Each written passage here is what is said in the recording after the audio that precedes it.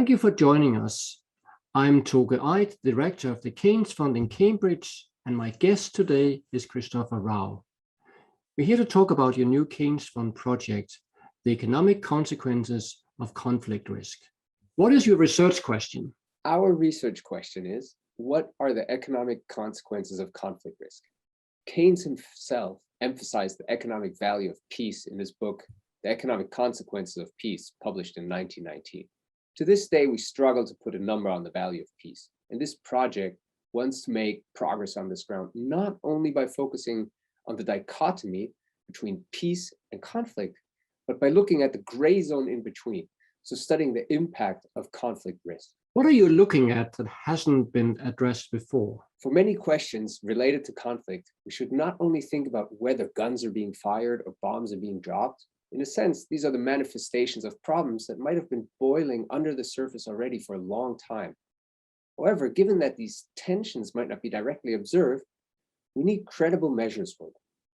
After years of work analyzing millions of newspaper articles using machine learning, my co-author Hannes Müller and I have developed the tools and are continuously fine-tuning the algorithms and data sources to be able to predict conflict with relatively high precision. Therefore, we do not only have the machinery to raise warning flags ahead of an outbreak, but also we have a credible proxy of risk. As part of this project, we want to study how this conflict risk and conflict itself interact with economic development. For that, we also want to improve our measurements of economic activity. This at a very local level, using again a diverse range of data sources. We want to use satellite images of nightlight intensity, newspaper text, and survey data. What wider social issues do your research address? I think it is hard to understate the short and long-term damages of conflict if one is following the news these days. However, the goal of our research is to catalyze a paradigm shift from solely reactionary attention and policies to preventive measures.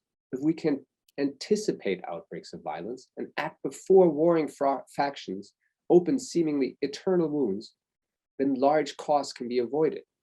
We want to improve our understanding of these costs. But our proxy of conflict risk opens up many other research opportunities as well. It allows us to study policies that might have avoided conflict in the past. For instance, power sharing and peace agreements had somewhat of a bad rep given their relatively low success rate. However, in a study we did for the German Foreign Office, we find that once one considers the fact that these agreements come into place in high-risk situations, then one can see that they actually reduce the likelihood and intensity of future violence. But this result doesn't emerge until we compare like for like, that is, countries with high risk but no agreement versus countries with high risk and a power sharing agreement. One of the objectives of the Keynes Fund is to strengthen the research base in Cambridge and help younger researchers establish themselves. How does your project do that? As part of the project, we have and will be training many PhD students and master's students, helping them learn data-driven tools to boost their careers. And I'm not sure if I still count as young, but this grant helps us to continue our policy-relevant, data-hungry work.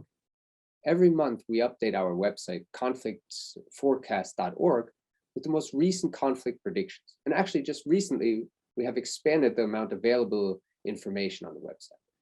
This data can be downloaded and inform researchers, journalists, and policymakers about future potential conflicts. This sort of effort wouldn't be possible without funding.